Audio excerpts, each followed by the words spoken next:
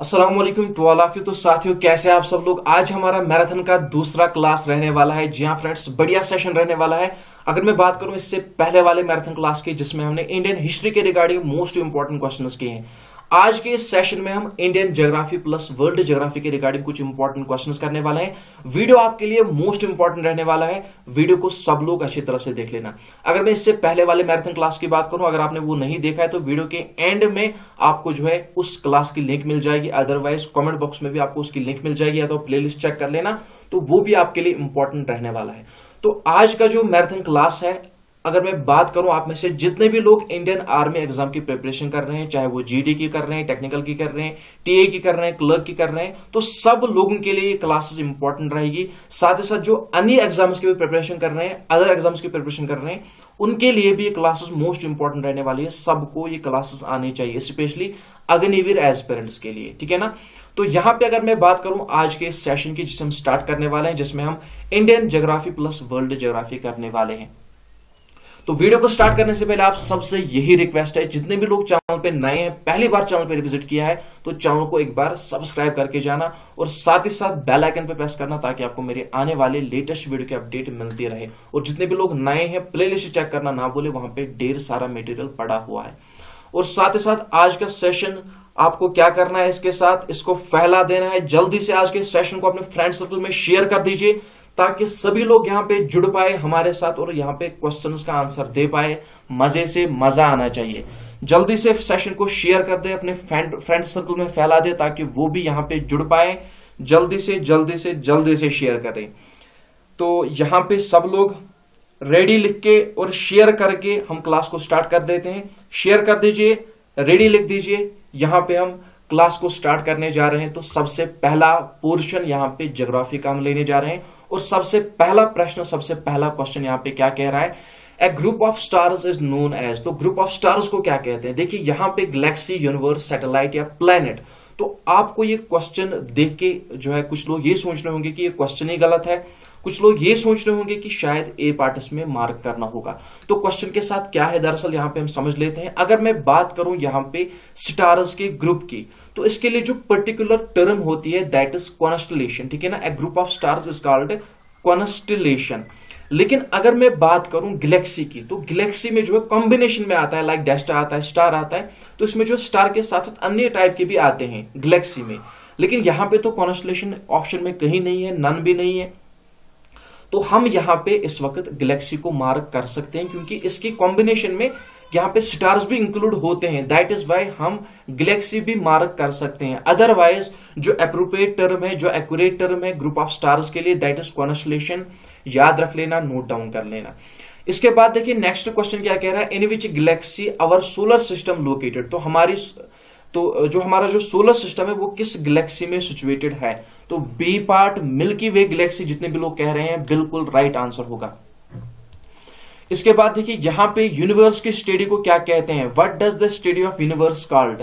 तो यूनिवर्स की स्टडी के लिए कौन सी टर्म का यूज होता है, कॉस्मोलॉजी, एस्ट्रोफिजिक्स, कॉस्मोग्राफी या जियोफिजिक्स। तो यहां पे अगर मैं कॉस्मोलॉजी की बात करूं, cosmology is the study of universe. आपको अच्छी तरह से नोट डाउन कर लेना है। ए पार्ट हमारा राइट आंसर होगा। इसके बाद देखिए नेक्स्ट क्वेश्चन क्या कह रहा है, question number 4, which among the following is not a terrestrial planet.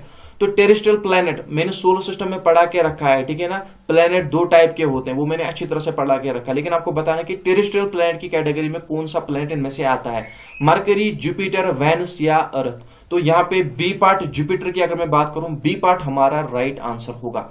इसके बाद देखिए next question, among the following which planet takes maximum time for one revolution around the sun. तो सन के इर्द गिर्द घूमने में, ठीक है ना, रेवोल्यूशन करने में जो है कौन सा प्लैनेट सबसे ज्यादा टाइम कंज्यूम करता है, अर्थ, जुपिटर, मार्स या वेनस। तो यहां पे अगर मैं बात करूं बी पार्ट की, दैट इज जुपिटर हमारा राइट आंसर होगा। इसके बाद देखिए next question, which planet looks reddish in the night sky. तो अगर मैं रात की बात करूं तो कौन सा प्लैनेट रेडिश दिखता है, रेडिश कलर का दिखता है, मरकरी, मार्स, जुपिटर या सटर्न।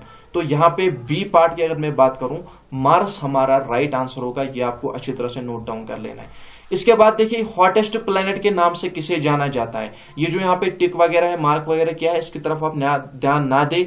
ये किसी में ठीक भी हो सकता है, किसी में गलत भी हो सकता है, और ये बस 5-10 क्वेश्चंस में आगे आपको नहीं देखने को मिलेगा, ठीक है ना। तो अगर मैं बात करूं हॉटेस्ट प्लेनेट की, मरकरी है, वेनस है, जुपिटर या सटर्न है, तो वेनस है, दैट मीन बी पार्ट हमारा राइट आंसर होगा। इसके बाद देखिए name of the planet having largest number of natural satellites और मून्स। तो वो कौन सा प्लेनेट है जिसके पास सबसे ज्यादा सैटेलाइट्स है या मून्स है, तो वो जुपिटर ही है। ए पार्ट हमारा राइट आंसर होगा।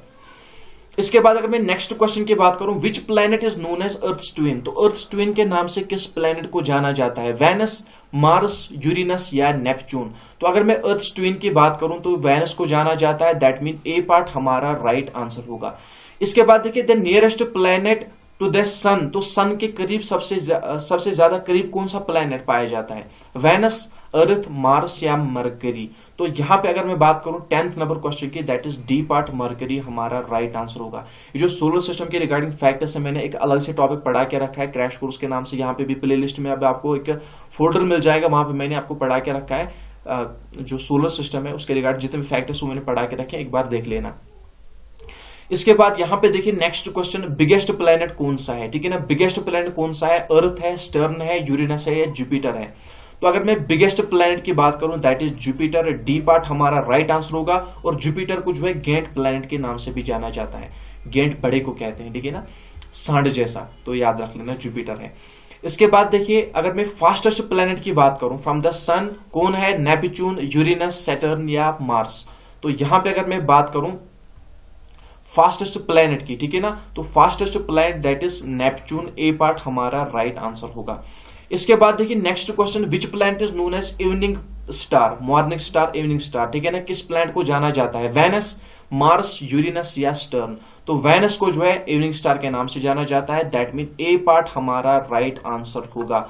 तो इसके बाद नेक्स्ट क्वेश्चन की तरफ हम बढ़ लेते हैं, यहां पे थोड़ा बहुत वेट का। इसके बाद देखिए next question, height of troposphere. तो एटमॉस्फेयर में जो लेयर्स देखने को मिलती है, ट्रोपोस्फेयर, स्ट्रेटोस्फेयर, मेसोस्फेयर, आयनोस्फेयर, ठीक है ना। तो यहां पे आपको बताना जो ट्रोपोस्फेयर है कहां से कहां तक स्टार्ट होती है, 0 से 5 किलोमीटर तक, 0 से 18 किलोमीटर तक, 0 से 25 किलोमीटर तक या 0 से 30 किलोमीटर तक। तो यहां पे अगर मैं बात करूं ट्रोपोस्फेयर की, ठीक है ना, इसकी जो हाइट है वो होती है 0 से 18 किलोमीटर तक। बी पार्ट हमारा राइट आंसर होगा। Next question, troposphere contains dash % of the gas in the atmosphere. तो कितने प्रतिशत गैस जो है ट्रोपोस्फेयर में देखने को मिलते हैं, 60, 65, 70 या 75।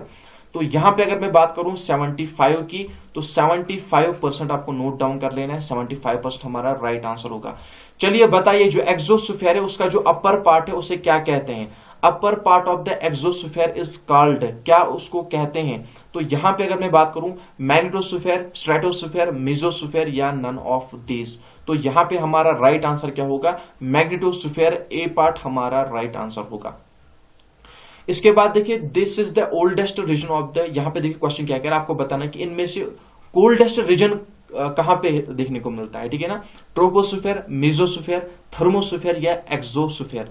तो यहां पे अगर मैं बात करूं मेसोस्फीयर की, यहां पे जो रीजन है कोल्डेस्ट रीजन देखने को मिलता है, ये आप नोट डाउन कर लें। तो इसके बाद जो हमारा नेक्स्ट क्वेश्चन है that is question number 21, maximum height of the mesosphere. तो मेसोस्फीयर की मैक्सिमम हाइट आपसे पूछी गई, 18 किलोमीटर, 50 किलोमीटर, 80 किलोमीटर या 200 किलोमीटर। तो अगर मैं मेसोस्फीयर के मैक्सिमम हाइट की बात करूं तो वो कितनी है, वो है यहां पे अगर मैं बात करूं 18 किलोमीटर, 80 किलोमीटर, ठीक है ना, वो है 80 किलोमीटर। सी पार्ट हमारा राइट आंसर होगा, ये आपको अच्छी तरह से नोट डाउन कर लेना है। इसके बाद देखिए नेक्स्ट क्वेश्चन की अगर मैं बात करूं, the first telescope was invented in 1908। तो सबसे पहले आपको ये नोट डाउन कर लें जो पहला टेलीस्कोप है वो कब इन्वेंट किया गया, 1908 में उसे इन्वेंट किया गया, किसके द्वारा, नीदरलैंड के द्वारा, ये भी आप नोट डाउन कर लेना। इसके बाद देखिए क्वेश्चन नंबर 25 पे हम आ जाते हैं। क्वेश्चन नंबर 25 की अगर मैं बात करूं, the first Indian space program was launched in. तो पहला इंडियन स्पेस प्रोग्राम कब लॉन्च किया गया, 1947, 1952, 1955 या 1962। तो यहां पे हमारा राइट आंसर क्या होगा, 1962। डी पार्ट हमारा राइट आंसर होगा। इसके बाद देखिए ISRO came into existence. ISRO कब, इसके एस्टेब्लिशमेंट कब हुई, इसरो की फुल फॉर्म याद रख लेना, इंडियन स्पेस रिसर्च ऑर्गेनाइजेशन 1958, 1969, 1974 या 1982। तो यहां पे हमारा राइट आंसर क्या होगा, यहां पे हमारा राइट आंसर 1969 बी पार्ट हमारा राइट आंसर होगा। इसके बाद देखिए the first Indian satellite Aryabhata was launched from. तो सबसे पहले याद रख लें जो इंडिया की पहले सैटेलाइट है उसका नाम क्या था, आर्यभट्टा। तो ये कहां लॉन्च की गई थी, यूएसए में, यूएसएसआर में, यूके में या जापान में। तो यूएसएसआर आपको नोट डाउन कर लेना है, बी पार्ट हमारा राइट आंसर होगा। इसके बाद देखिए नेक्स्ट प्रश्न क्या कह रहा है, क्वेश्चन नंबर 28 की अगर मैं बात करूं यहां पे, the first Indian remote sensing satellite was launched in. तो जो पहली इंडियन रिमोट सेंसिंग सैटेलाइट है उसे कब लॉन्च किया गया, 1970, 1975, 1969 या 1988। तो यहाँ पे डी पार्ट 1988 आपको नोट डाउन कर लेना है, 1988 हमारा राइट आंसर होगा। इसके बाद देखिए आर्यभट्टा जो पहली सैटेलाइट थी इंडिया की, ठीक है ना, तो इसे कब लॉन्च किया गया, 1975 में लॉन्च किया गया, सी पार्ट हमारा राइट आंसर होगा। इसके बाद देखिए next question, Gaganyaan mission is the first indigenous human space mission developed by. तो किसके द्वारा ये डेवलप किया गया, हेल कह सकते हो, एरन कह सकते हो, इसरो कह सकते हो या ब्रैक कह सकते हो, ठीक है ना। इस तरह से आप नोट डाउन कर लिया, HAL, EARN, ISRO या BARC आप कह सकते हो। तो यहां पे अगर मैं बात करूं क्वेश्चन नंबर 31 की, हमारा राइट आंसर क्या होगा, इसका राइट आंसर होगा C part, that is ISRO, Indian Space Research Organisation के द्वारा जो है ये मिशन डेवलप किया गया है। इसके बाद देखिए which one of the following country had not send astronauts in the space till now. तो ऐसी कौन सी कंट्री है जिसके द्वारा अभी तक एस्ट्रोनॉट्स जो है स्पेस में नहीं भेजे गए हैं, यूएस, रशिया, चाइना या यूके। तो अगर मैं यूके की बात करूं, डी पार्ट हमारा राइट आंसर होगा, ये आपको अच्छी तरह से नोट डाउन कर लेना है। इसके बाद देखिए the latitude which divides the earth into two northern and northern and southern hemisphere.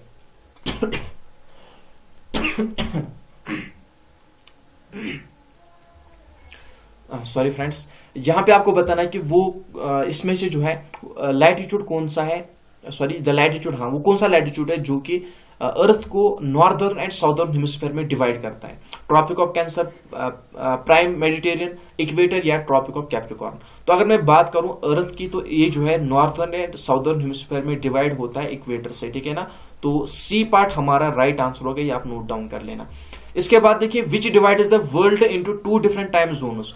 तो दो डिफरेंट टाइम जोन्स को जो है कौन डिवाइड करता है, किसकी वजह से डिवाइड होता है, लैटिट्यूड, लॉन्गिट्यूड, यहाँ पे इक्विनेशियस या सोलोस्टिक्स के द्वारा। तो यहाँ पे अगर मैं बात करूं टाइम जोन जो है इसके द्वारा डिवाइड होता है, टाइम जोन जो है लॉन्गिट्यूड्स के द्वारा डिवाइड होता है, दैट मीन बी पार्ट हमारा राइट आंसर होगा। इसके बाद देखिए अगर मैं नेक्स्ट क्वेश्चन की बात करूं, चलिए ये क्वेश्चन उतना ज्यादा इंपॉर्टेंट नहीं है, छोड़ देते हैं यहीं पे।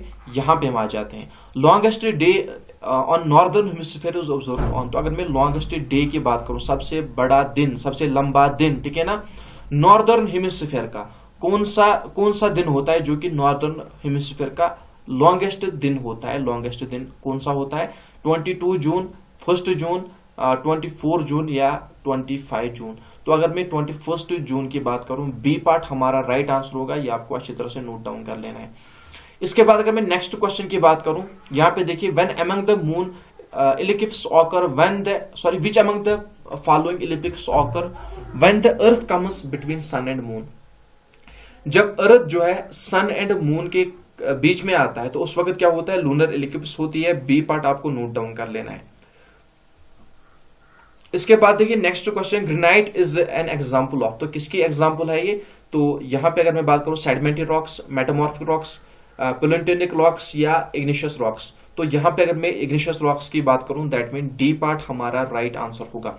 इसके बाद देखिए Kohla is an example of, किसकी एग्जांपल है, कोहला, ठीक है ना, ये आपको बताना है। तो यहां पे अगर मैं बात करूं, ये एक वॉल्केनो है, एक्सटेंस्ट वॉल्केनो है, तो ये आपको नोट डाउन कर लेना है, सी पार्ट हमारा राइट आंसर होगा। इसके बाद अगर मैं 14 नंबर क्वेश्चन की बात करूं, mount Etna is an example of. तो माउंट एटना किसकी एग्जांपल है, तो अगर मैं इसकी बात करूं, ये क्या है, एक एक्टिव वॉल्केनो है, ये भी आपको नोट डाउन कर लेना है। इसके बाद अगर मैं 41 नंबर क्वेश्चन की बात करूं, what are the cyclones called in northern Australia. तो नॉर्दर्न ऑस्ट्रेलिया की अगर मैं बात करूं, यहाँ पे साइक्लोन्स को किस नाम से जाना जाता है, ठीक है ना। यहाँ पे अगर मैं साइक्लोन्स की बात करूं, यहाँ पे जो है विल्ली विलस के नाम से जाना जाता है, ये आप नोट डाउन कर रहे हैं, ठीक है। नॉर्दर्न ऑस्ट्रेलिया की अगर मैं बात करूं, साइक्लोन्स को विल्ली विलस के नाम से जाना जाता है। इसके बाद आ जाते हैं नेक्स्ट क्वेश्चन पे। यहां पे हम थोड़ा बहुत इस तरफ आ जाते हैं, दैट इज क्वेश्चन नंबर 42। देखिए 42 नंबर क्वेश्चन यहां पे क्या कह रहा है, tornadoes is the example of cyclone. तो ये ट्रेनाडोज जो है किस साइक्लोन की एग्जाम्पल है, ठीक है ना, ये आपको नोट डाउन कर लेना है। यहां पे अगर मैं बात करूं ए पार्ट की यूएसए आपको नोट डाउन कर लेना है, तो इसका संबंध इसी के साथ है। इसके बाद यहां पे अभी अभी हमने पढ़ा विली विलिस, तो बताने की जरूरत नहीं है। नॉर्दर्न ऑस्ट्रेलिया में से विली विलिस के नाम से किसे जाना जाता है, साइक्लोन को जाना जाता है। तो यहां पे क्या पूछा गया है, विली विलिस क्या है, तो विली विलिस साइक्लोन है। ए पार्ट हमारा राइट आंसर होगा, ये आप अच्छी तरह से नोट डाउन कर सकते हो, ठीक है ना। तो इसके बाद अगर मैं नेक्स्ट क्वेश्चन की बात करूं, that is question number 44। Egypt is also called, तो इजिप्ट को और किस नाम से जाना जाता है, ठीक है ना। इजिप्ट की अगर मैं बात करूं, इजिप्ट को और जो है गिफ्ट ऑफ नील रिवर के नाम से भी जाना जाता है, that is Egypt is also called gift of Nile river. C part हमारा राइट आंसर होगा, आपको अच्छी तरह से नोट डाउन कर लेना है। इसके बाद देखिए नेक्स्ट क्वेश्चन की अगर मैं बात करूं, largest river of the world, तो वर्ल्ड का लार्जेस्ट रिवर कौन सा है, ये आपसे पूछा गया है। तो यहां पे अगर मैं लार्जेस्ट रिवर की बात करूं, दैट इज अमेजॉन रिवर। और लॉन्गेस्ट रिवर कौन सा है, ये आप मुझे बताओगे, कमेंट बॉक्स में आंसर कर लेना है, ठीक है ना। इसके बाद यहां पे देखिए हुआंगहू क्या है, Huang He is also called green river, blue river, yellow river या रेड रिवर। तो यहां पे अगर मैं हुआंगहू की बात करूं, ये इससे जो है ग्रीन रिवर के नाम से भी नहीं, येलो रिवर के नाम से जाना जाता है। हुआंगहू इससे जो है येलो रिवर के नाम से भी जाना जाता है। सी पार्ट हमारा राइट आंसर होगा। तो इसके बाद आ जाते हैं नेक्स्ट क्वेश्चन पे, that is question number 48। Deepest river in the world, तो वर्ल्ड का डीपेस्ट रिवर आपसे पूछा गया है, कौन सा है, नील, अमेजॉन, यंगजी या हांगहो। तो यहाँ पे सी पार्ट हमारा राइट आंसर होगा, ये आपको अच्छी तरह से नोट डाउन कर लेना है। इसके बाद देखिए question number 49, which of the following desert found in Iraq, sorry Iraq नहीं, ये ईरान है। तो इनमें से ईरान में कौन सा डेजर्ट देखने को मिलता है, barren desert, Sahara desert, Thar desert या कलहारी डेजर्ट। तो यहां पे अगर मैं बात करूं बैरन डेजर्ट की, ये कहां पे देखने को मिलता है, ईरान में मिलता है। और आपके लिए क्वेश्चन आपको बताना है सहारा डेजर्ट कहां पे देखने को मिलता है, थार डेजर्ट कहां पे देखने को मिलता है और कलहारी डेजर्ट कहां पे देखने को मिलता है, ये आप कमेंट बॉक्स में आंसर करोगे। इसके बाद देखिए यहाँ पे क्या है, अलाक्शा माउंटेन रेंज फाउंटेन, तो कहां पे सिचुएटेड है, इसकी लोकेशन कहां पे, ये आपसे पूछी गई है। तो यहाँ पे यूएसए आप नोट डाउन कर लेना है, ए पार्ट हमारा राइट आंसर होगा। इसके बाद देखिए which mountain range found in Europe, तो यूरोप में कौन सी माउंटेन रेंज इनमें से देखने को मिलती है, एडनीस, एल्पस, एटलाल या वेस्टर्न घाट। तो यहां पे अगर मैं बात करूं किस माउंटेन रेंज की, यहां पे अगर मैं बात करूं एल्पास माउंटेन रेंज की, तो यूरोप में देखने को मिलती है, बी पार्ट हमारा राइट आंसर होगा। इसके बाद यहां पे अगर मैं बात करूं क्वेश्चन नंबर 53 की, name the grassland found in Brazil, तो ब्राजील में कौन सा ग्रासलैंड देखने को मिलता है, ठीक है ना, ये आपको बताना है, कैंपास, वेलिड, स्टेपी या डोनस। तो अगर मैं ग्रासलैंड की बात करूं ब्राजील की, तो वो कौन सा होगा, वो होगा campos, that mean A part हमारा राइट आंसर। तो इसके बाद अगर मैं नेक्स्ट क्वेश्चन की बात करूं, that is question number 54, one of the largest island of the world New Guinea is located at. देखिए सबसे पहले आपको नोट डाउन कर लेना है कि वर्ल्ड का जो लार्जेस्ट आइलैंड है वो कौन सा है, न्यू गुनिया आइलैंड। तो इसकी लोकेशन आपको बतानी है, कहां पे इसकी लोकेशन है, इंडोनेशिया में इसकी लोकेशन है, बी पार्ट हमारा राइट आंसर होगा। इसके बाद देखिए next question, the longest mountain range of the world एडेनीज is located in which continent, तो किस कॉन्टिनेंट में ये जो लॉन्गेस्ट है, ठीक है ना, लॉन्गेस्ट माउंटेन रेंज है वर्ल्ड की, दैट इज एडेनीज। कहां पे इसकी लोकेशन है, south America, north America, Europe या अफ्रीका। तो यहां पे अगर मैं साउथ अमेरिका की बात करूं, ए पार्ट हमारा राइट आंसर होगा। इसके बाद आ जाते हैं नेक्स्ट क्वेश्चन पे, यहाँ पे नेक्स्ट पोर्शन हमारा स्टार्ट होने वाला है, दैट इज इंडियन ज्योग्राफी। तो आ जाते हैं हम किस पे, इंडियन ज्योग्राफी पे। यहाँ पे इसके रिगार्डिंग हम कुछ इंपॉर्टेंट क्वेश्चंस कर लेते हैं। तो इंडियन ज्योग्राफी हमारे क्वेश्चन 56 से स्टार्ट हो रही है। यहाँ पे आप देख सकते हो, what is the rank of India in terms of area in the world. अगर मैं बात करूं इंडिया की, तो इन टर्म्स ऑफ एरिया दुनिया में इसकी क्या रैंक है, 7th पे आती है, 6th पे आती है, 8th पे आती है, 4th पे आती है। तो in terms of area India की लोकेशन अगर मैं बात करूं, India is the 7th largest country, पढ़ा होगा आपने, तो 7th लार्जेस्ट कंट्री, और पॉपुलेशन के हिसाब से 2nd पे आती है। इसके बाद देखिए next question, India covers just of the world area. तो कितना एरिया कवर करता है? 2.42, 2.1%, 4.22%, सॉरी 4.22%, 22.4% आप कह सकते हो। तो यहाँ पे हमारा राइट आंसर क्या होगा? यहाँ पे अगर मैं सही ऑप्शन की बात करूं दैट इज 2.42% हमारा राइट आंसर होगा। इसके बाद देखिए next question, India rank second in terms of world in the sorry यहाँ पे पॉपुलेशन। हाँ देखिए अगर मैं बात करूं जिस तरह से मैंने अभी कहा कि पहले रैंक पे कौन आता है? पहले रैंक पे चाइना आता है, और सेकंड की अगर मैं बात करूं सेकंड रैंक पे इंडिया आता है। तो यहाँ पे आपको बोलना था कि कौन सी कंट्री जो है पॉपुलेशन के हिसाब से सेकंड टर्म पे आती है, दैट इज इंडिया। ये आपको नोट डाउन कर लेना है। और पहले नंबर पे कौन आती है? पहले नंबर पे चाइना आता है, ये आपको नोट डाउन कर लेना है, ठीक है ना। तो इसके बाद अगर मैं बात करूं क्वेश्चन नंबर 59 की, क्वेश्चन नंबर 59 क्या कह रहा है? India is located in dash hemisphere. तो इंडिया किस हेमिस्फीयर में लाई करता है? देखिए ये यहाँ पे आपने पढ़ा होगा, अगर कहीं पे भी आपने जो है स्टेट्स के रिगार्डिंग पढ़ा होगा ना कहीं पे भी, तो वहां पे सबसे पहले आपने यही पढ़ा होगा, India is 7th largest country, यही पढ़ा होगा। उसके बाद आपने ये पढ़ा होगा it lies in the northern eastern hemisphere, इस तरह से आपने पढ़ा होगा, ठीक है ना। तो यहाँ पे अगर मैं बात करूं बी पार्ट की, बी पार्ट हमारा राइट आंसर होगा, ये आप अच्छी तरह से याद रख लेना।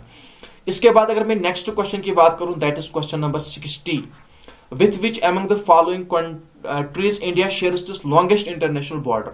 तो अगर मैं बात करूं इंडिया की, ठीक है ना, आपको बताना है कि इनमें से किसके साथ सबसे ज्यादा बॉर्डर शेयर करता है हिंदुस्तान, इंडिया, पाकिस्तान, नेपाल, बांग्लादेश या चाइना। तो यहां पे अगर मैं बात करूं सबसे ज्यादा बॉर्डर जो शेयर करता है बांग्लादेश के साथ शेयर करता है, सी पार्ट हमारा राइट आंसर होगा। इसके बाद अगर मैं नेक्स्ट क्वेश्चन की बात करूं, the latitude which divides the country into almost two equal halves. तो ट्रॉपिक ऑफ कैंसर के जरिए, ट्रॉपिक ऑफ कैप्रिकॉर्न के जरिए, इक्वेटर के जरिए, आर्कटिक सर्कल के जरिए। तो ऑलमोस्ट टू इक्वल हाल्व्स में जो है कंट्री को कौन डिवाइड करता है, मतलब इंडिया को कौन डिवाइड करता है? तो यहां पे अगर मैं बात करूं मतलब ऑलमोस्ट जो है ट्रॉपिक ऑफ कैंसर यहां पे आएगा, इसके द्वारा जो है डिवीजन होता है, ये आपको नोट डाउन कर लेना है। इसके बाद अगर मैं नेक्स्ट क्वेश्चन की बात करूं, from how many states India, नहीं यहाँ पे देखिए आपको ये बताना है कि जो ट्रॉपिक ऑफ कैंसर है इंडिया के कितने स्टेट्स में पास होता है, ठीक है ना।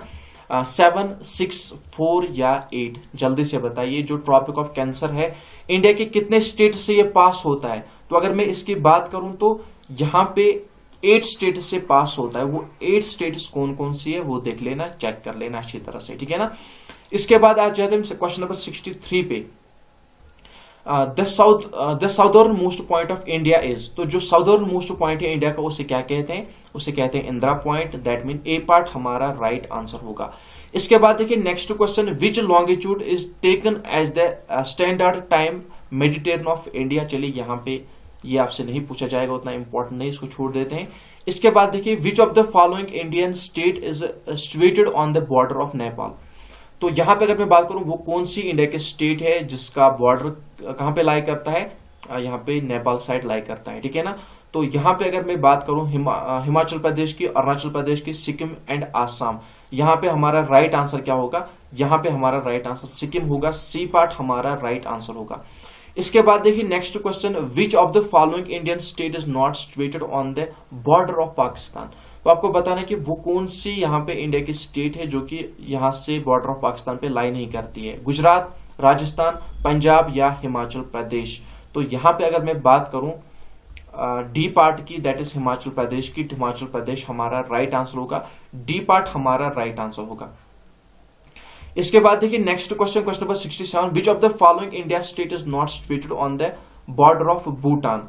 तो कौन सी स्टेट है वो? सिक्किम, आसाम, वेस्ट बंगाल या त्रिपुरा। तो त्रिपुरा होगा, डी पार्ट हमारा राइट आंसर होगा।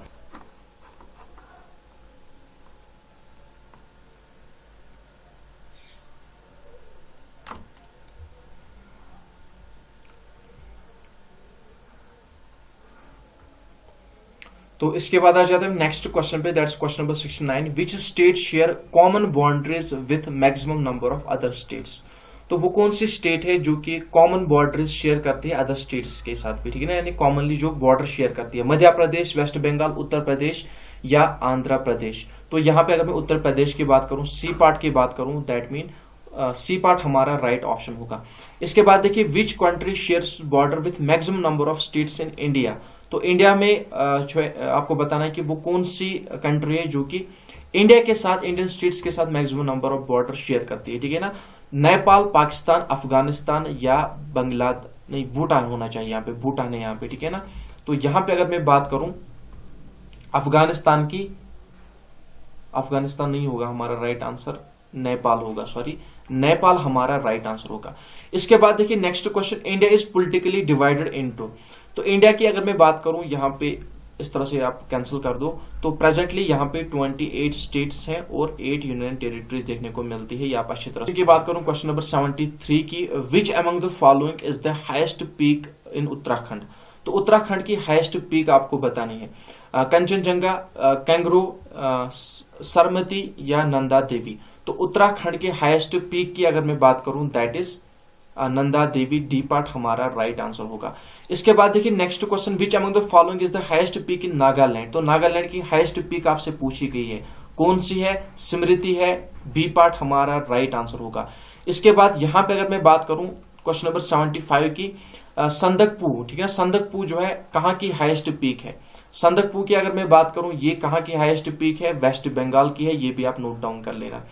इसके बाद यहाँ पे रियो प्रूगिल की अगर मैं बात करूं, ठीक है, रियो प्रूगिल की अगर मैं बात करूं ये कहां की हाईएस्ट पीक है, प्रोनाउंसिएशन में गड़बड़ी हो भी सकती है। अगर मैं 76 क्वेश्चन की बात करूं, हिमाचल प्रदेश की हाईएस्ट पीक है, ए पार्ट हमारा राइट आंसर होगा। इसके बाद देखिए विच of the following is not a Himalayan river. आपको बताना है कि इनमें से हिमालयन रिवर कौन सा नहीं है, इंडस, गंगा, ब्रह्मपुत्र या महानदी। तो यहां पे अगर मैं बात करूं 77 नंबर क्वेश्चन की, तो महानदी, डी पार्ट हमारा राइट आंसर होगा। इसके बाद देखिए नेक्स्ट क्वेश्चन, यहाँ पे क्वेश्चन नंबर 78 की अगर मैं बात करूं, the river Brahmaputra originate from. तो कहां से ये ऑरिजिनेट होता है, मानसरोवर लेक, कैलाश रेंज, नासिक या गंगोत्री ग्लेशियर। तो यहाँ पे अगर मैं बात करूं कैलाश रेंज की, तो बी पार्ट हमारा राइट आंसर होगा। इसके बाद देखिए which among the following is west flowing river in peninsular India. तो कौन सा है, महानदी, कृष्णा, गोदावरी या नर्मदा। तो यहां पे अगर मैं बात करूं नर्मदा की, डी पार्ट हमारा राइट आंसर होगा। इसके बाद देखिए question number 80, the longest river of the peninsular India is. तो वो कौन सा है, तापी रिवर, महानदी, गोदावरी या माही रिवर। तो यहां पे अगर मैं सही ऑप्शन की बात करूं that is Godavari, C part हमारा राइट आंसर होगा। इसके बाद देखिए यहाँ पे नेक्स्ट क्वेश्चन की, that is question number 81, from which place Narmada river originate. तो ये कहां से ऑरिजिनेट होता है, अमरकंटक, अरावलीज, ब्यूतल या नासिक। तो अमरकंटक से ऑरिजिनेट होता है, दैट मीन ए पार्ट हमारा राइट आंसर होगा। इसके बाद देखिए ताप्ती रिवर कहां फॉल करता है, Arabian sea, bay of Bengal, Himavati या महानदी, सॉरी यहाँ पे मांड है, ठीक है ना। तो अगर मैं ताप्ती रिवर की बात करूं तो ये अरबियन सी में लोकेट, हाँ अरबियन सी हमारा आएगा, अरबियन सी में जाता है, तो ए पार्ट हमारा राइट आंसर होगा। इसके बाद देखिए next question, Amarkantak is the source of. तो अमरकंटक इसका सोर्स है, अभी भी क्वेश्चन पढ़ा हमने, लेकिन यहाँ पे क्वेश्चन जो है इसकी लैंग्वेज चेंज की गई है, ठीक है ना। तो यहाँ पे नर्मदा, सी पार्ट हमारा राइट। तो इसके बाद हमारा जो नेक्स्ट क्वेश्चन होगा that is question number 85, which of the following is not a river. आपको बताना कि इनमें से रिवर कौन सा है, लूनी, माही, इंडस या एरावलीज। तो यहाँ पे अगर मैं लूनी की बात करूं ये क्या है, ये भी एक रिवर ही है। तो इसके बाद यहाँ पे अगर मैं बात करूं माही की, ये भी एक रिवर है, इंडस ये भी एक रिवर है, लेकिन अरावली रिवर नहीं है, ये आपको नोट डाउन कर लेना है। इसके बाद देखिए which among the following dam is located on Periyar river. तो पेरियार रिवर पे इनमें से कौन सी डैम सिचुएटेड है, ये आपको बताना है, ठीक है ना। तो यहाँ पे इडुका डैम की अगर मैं बात करूं, डी पार्ट हमारा राइट आंसर होगा। इसके बाद देखिए which major dam is located on Betwa river. तो बेतवा रिवर पे कौन सी डैम यहाँ पे सिचुएटेड है, तहरी डैम, मैथाली डैम, उकाई डैम या इडुकी डैम। तो यहाँ पे हमारा राइट आंसर क्या होगा, मैथाली डैम, यहाँ पे बी पार्ट हमारा राइट। तो इसके बाद हम नेक्स्ट क्वेश्चन पे आ जाते हैं, question number 88, Tahri dam is located on. तो टहरी डैम की लोकेशन आपको बतानी है, किस रिवर पर ये सिचुएटेड है, ठीक है ना। तो बेतवा, कृष्णा, बागमती या ताप्ती। तो Bagmati, that mean C part हमारा राइट आंसर होगा। इसके बाद देखिए इंदिरा, यहाँ पे इंदिरा होगा, INDRA, ठीक है ना। इंदिरा गांधी कैनल की अगर मैं बात करूं तो ये कहां पे सिचुएटेड है, किस पे सिचुएटेड है आपको बताना है, Sutlej river, Tapti river, Damodar river या बेतवा। तो किस रिवर पे इंदिरा गांधी कैनल जो है सिचुएटेड है, ये आपको बताना है। तो यहाँ पे अगर मैं सतलुज रिवर की बात करूं, ए पार्ट हमारा राइट आंसर होगा। इसे यहीं पे ये बनवाई के ही आप नोट डाउन कर लें। तो इसके बाद हम आ जाते हैं नेक्स्ट क्वेश्चन पे, that is question number 91। Bhakra Nangal dam is located on which river. तो बाखरा नांगल डैम की अगर मैं बात करूं किस रिवर पे जो है बनाई गई है, यहाँ पे अगर मैं बात करूं सतलुज रिवर, ए पार्ट हमारा राइट आंसर होगा। इसके बाद देखिए which major dam is located on Krishna river. Krishna river पे इनमें से कौन सी डैम है ये आपको बताना है, हेराकुंड, नागार्जुना, इडुक्की या तहरी डैम। तो यहाँ पे अगर मैं बात करूं नागार्जुना, तो नागार्जुना डैम ये किस पर बनाई गई है, कृष्णा रिवर पे बनाई गई, आप नोट डाउन कर लेना। इसके बाद यहाँ पे हम आ जाते हैं, ये जाने दीजिए इस क्वेश्चन को, क्वेश्चन नंबर यहाँ पे 94 पे हम आ जाते हैं। क्या हो गया इसके पीडीएफ के साथ, थोड़ा बहुत वेट कर लें।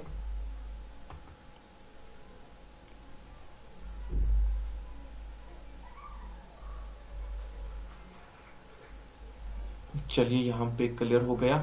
तो पेन थोड़ा बहुत मोटा कर लेते हैं, रेड कलर चूज कर लेते हैं। यहाँ पे हम आ जाते हैं क्वेश्चन नंबर 94 पे। Which state of India has the largest forest, यहाँ पे क्या है, फॉरेस्ट कवर। तो यहाँ पे फॉरेस्ट एरिया जो है सबसे ज्यादा किस इंडियन स्टेट में देखने को मिलता है, उत्तर प्रदेश, उत्तराखंड, मध्य प्रदेश या छत्तीसगढ़। तो यहाँ पे अगर मैं बात करूं मध्य प्रदेश की, सी पार्ट हमारा राइट आंसर होगा। इसके बाद देखिए with respect to total geographical area which Indian state has highest forest cover. तो एज पर ज्योग्राफिकल एरिया की बात हो रही है, ठीक है ना। ये आपने जनरल में देखा फॉरेस्ट एरिया मध्य प्रदेश में, लेकिन एज पर ज्योग्राफिकल एरिया सबसे ज्यादा जो फॉरेस्ट एरिया आता है वो कहां पे आता है, सिक्किम, मिजोरम, उत्तर प्रदेश या नागालैंड। तो यहां पे अगर मैं बात करूं मिजोरम की, बी पार्ट हमारा राइट आंसर होगा। इसके बाद देखिए next question, the largest producer of natural rubber is. तो नेचुरल रबर का लार्जेस्ट प्रोड्यूसर कौन सा है, नेचुरल रबर सबसे ज्यादा कहां पे प्रोड्यूस होता है, तमिलनाडु, केरला, आसाम या आंध्र प्रदेश। तो अगर मैं बात करूं केरला की, तो बी पार्ट हमारा राइट आंसर होगा। इसके बाद आ जाते हैं हम नेक्स्ट प्रश्न पे। यहाँ पे हम थोड़ा बहुत इस साइड खिसक लेते हैं, उसके बाद हम ऊपर आ जाते हैं। क्वेश्चन नंबर 97 पे हम आ जाते हैं। यहाँ पे देखिए क्वेश्चन नंबर 97 क्या कह रहा है, in which state largest coal reserve of India found. तो आपको बताना जो लार्जेस्ट कोल रिजर्व इंडिया है वो कहां पे देखने को मिलती है, छत्तीसगढ़, झारखंड, मध्य प्रदेश या उड़ीसा। तो कहां पे देखने को मिलती है, यहां पे अगर मैं बात करूं झारखंड की, बी पार्ट हमारा राइट आंसर होगा। इसके बाद यहां पे अगर मैं बात करूं लॉन्गेस्ट नेशनल हाईवे की, इंडिया का सबसे लॉन्गेस्ट नेशनल हाईवे कौन सा है, यहां पे बताइए कौन सा हाईवे जो है लॉन्गेस्ट हाईवे है, कहां का, इंडिया का। तो अगर मैं NH44 की बात करूं, दैट मीन बी पार्ट हमारा राइट आंसर होगा। इसके बाद इसी NH44 की अगर मैं बात करूं, ये कहां से कहां कनेक्ट होता है, ठीक है ना। अगर मैं इसकी बात करूं तो श्रीनगर से कन्याकुमारी तक ये कनेक्ट होता है, दैट इज वाई ये लॉन्गेस्ट कंसिडर किया जाता है। कहते हैं ना कश्मीर से लेकर कन्याकुमारी तक, यानी कि उसके बाद कुछ है ही नहीं, ये जो है कहने में आता है, ठीक है। इसके बाद देखिए 100 नंबर क्वेश्चन यहाँ पे क्या कह रहा है, विच among the following is the smallest national highway in India. तो स्मॉलेस्ट नेशनल हाईवे कौन सा है इंडिया का, ये आप मुझे बताओगे, ये कमेंट बॉक्स में आपको आंसर करना है, ठीक है ना। इसके बाद यहाँ पे अगर मैं बात करूं, मुझे लगता है कि आज इतना ही पढ़ेंगे, आई थिंक आज इतना ही पढ़ेंगे, क्योंकि यहाँ पे अभी बहुत कुछ पढ़ना है। हाँ माय डियर फ्रेंड्स, मैं भी थक चुका हूँ, बस 100 क्वेश्चंस काफी हैं। तो देखते हैं नेक्स्ट पार्ट में कब इनको, I will try my best, मैं इसको जो है जल्दी कवर अप करने की कोशिश करूंगा। लेकिन आज की वीडियो में इतना ही हम करते हैं, क्योंकि मैं थक चुका हूं। मिलते हैं नेक्स्ट वीडियो में, तब तक के लिए अपना ख्याल रखना, दुआओं में याद रखना। और हाँ, चैनल पे जितने भी लोग नए हैं, चैनल को सब्सक्राइब करना ना भूले, वीडियो को शेयर करना ना भूले, और साथ ही साथ अपना प्यार, अपना सपोर्ट दिखाना ना भूले, ठीक है ना। तो सभी लोग एक एक कमेंट लिख दो, जल्दी से एक एक कमेंट लिख लेनी है, अपने अपनी सजेशंस, अपने अपने राय जल्दी से एक एक लिख दो। Be smart with JKP smart हमारा नारा है, स्लोगन है, याद रख लेना, ठीक है ना। जेकेपी स्मार्ट का स्लोगन है be smart with JKP smart, ठीक है ना। Be smart with JKP smart सब लोग लिख देंगे, और उसके बाद हम क्लास को एंड कर देंगे। इंशाल्लाह नेक्स्ट सेशन में हम इससे भी बढ़िया क्वेश्चंस करेंगे। तो दुआओं में याद रखना। अल्लाह हाफिज।